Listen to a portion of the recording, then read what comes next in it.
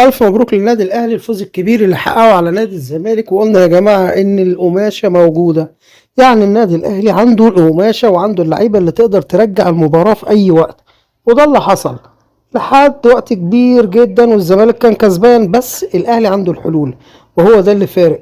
الفكرة كلها مش في الخطة ولا في اللعيبة ولا الأداء، على قد ما هي الفكرة في اللعيبة اللي موجودة في الملعب. زي ما احنا شفنا حسين الشحات نزل صنع الفارق وعمل اسيست وعمل جون وهكذا. ده الفرق بين لعيب بيعرف يخلص ولاعب لا. كلنا شفنا ان الزمالك الباور بتاعه وقع خالص الشوط التاني، وشفنا اخطاء بالجمله، طبعا على راسهم الخطا الفادح بتاع حسام عبد المجيد. الترقيصه دي ما ينفعش مدافع المنتخب يترقص ترقيصه زي كده خالص. زي ما بيقولوا هو باع نفسه من اول لقطه، يعني انت ايه اللي خلاك تترمي مره واحده كده؟ المفروض على الاقل بتحط رجلك قصاده وهكذا.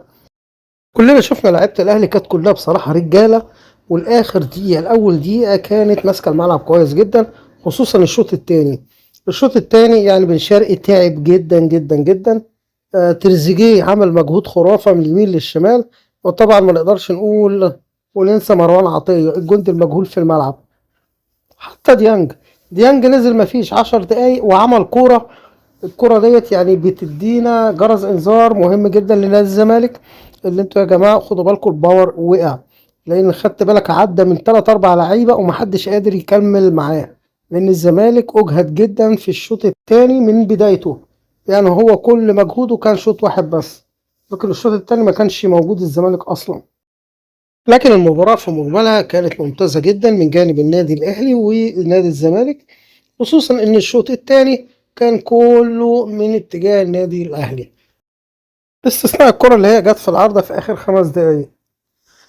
كمان في حاجات مهمة جدا نادي الزمالك افتقدها، وهي الهجوم. خط الهجوم كان برضو مش موجود بالنسبة لنادي الزمالك. طيب كويس جدا. كمان من الحاجات الإيجابية وهي حراس المرمى، كلنا شفنا الشناوي كان ممتاز جدا وصد أكتر من انفراد، وبرضه نفس الشيء صبحي كان ممتاز جدا، باستثناء كرة بس هي اللي طلعها بطريقة غريبة جدا بدل ما يمسكها أو يطلعها في نص الجون. في النهاية شكرا لكم والسلام عليكم ورحمة الله وبركاته.